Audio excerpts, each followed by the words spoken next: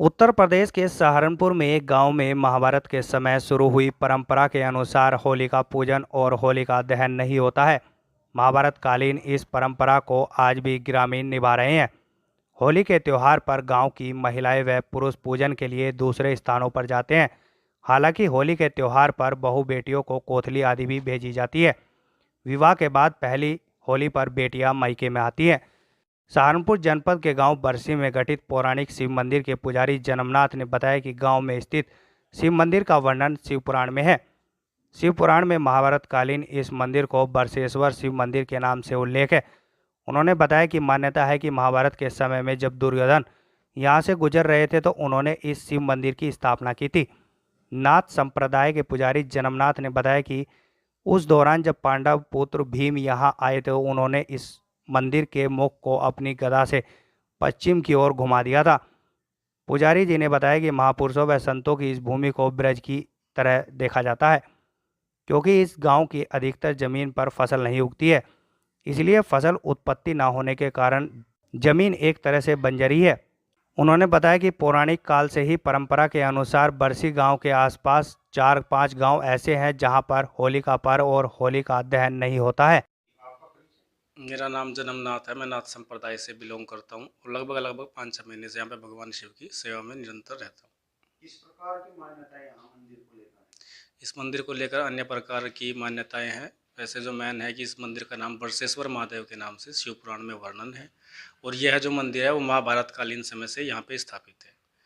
Man मान्यता यहाँ की यही है कि जब दुर्योधन यहाँ से महाभारत के समय गुजर रहे थे तो उन्होंने इस मंदिर की स्थापना यहाँ पे की थी और भगवान कृष्ण के परामर्श के अनुसार भीम द्वारा इस मंदिर को गदा देकर इसके मुख में जो मुख्य इसका द्वार है उसमें गदा देकर इसे पश्चिम दिशा की तरफ घुमा दिया गया था। वैसे तपोवन भूमि है, संत महापुरुषों का यहाँ पे पहले से आना जाना और तप वगैरह चला रहता है। ऐसा बताया जाता है कि यहाँ पर जिस समय भगवान श्री कृष्ण रुके थे तो उन्होंने बताया था कि मुझे ये भूमि ब्रज जैसी लगती है। हाँ, वैसे धारणा है कि ब्रज जैसी लगती है और आज भी इस की जो मिट्टी है अगर आप देखे जाए तो यहाँ पे किसी भी फसल की उत्पत्ति नहीं होती और आज भी एक बंजर भूमि, ब्रज का अर्थ होता है बंजर भूमि जहाँ पे किसी प्रकार की फसल ना हो और आज भी यहाँ की मिट्टी है और यह जमीन ऐसी ही है।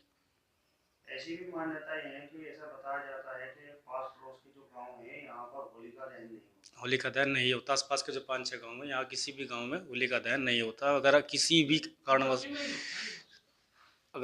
कारणवश इस गांव में होलिका दहन होता है तो भगवान शिव को अग्नि प्रचंड वेग का यानी कि अभाव होता है।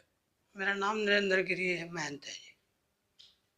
गिरी जी, ये जो मंदिर है यहाँ पर जो मेला लगता है, कहाँ कहाँ से श्रद्धालु आते हैं, कब कब मेला लगता है बताइए। मेला यहाँ से महाशिवरात्रि, फागुन की महाशिवरात्रि पर मेला लगता है जी। श्रद्धालु कहाँ कहाँ से आते हैं? श्रद्धालु जी जैसे पंजाब, हरियाणा, दिल्ली, हरिद्वार तक के आदमी यहाँ पर, बहुत दूर दूर तक के आदमी यहाँ पर आते हैं दर्शन करने के लिए। यहाँ पर आप मुख्य पुजारी हैं? हाँ जी, यहाँ पर हम मुख्य पुजारी है। किस तरह की मान्यता है मंदिर को लेकर है बताइए। इसकी मान्यता ये है जी, जैसे कि किसी की बच्चे की शादी ना हो रही हो, कोई बीमार हो, कोई मतलब जो है अपनी मनोकामना पूर्ण ले हो जाए, वैसे कद्दू बेली का प्रसाद चढ़ाया जाता है। जैसी उसकी श्रद्धा वैसा इस पे यहाँ से चढ़ाया जाता है। तो जो मन्नतें सच्चे मन से मांगी जाती हैं तो वो सब पूरी होती हैं? बिल्कुल निश्चित रूप से होती है जी।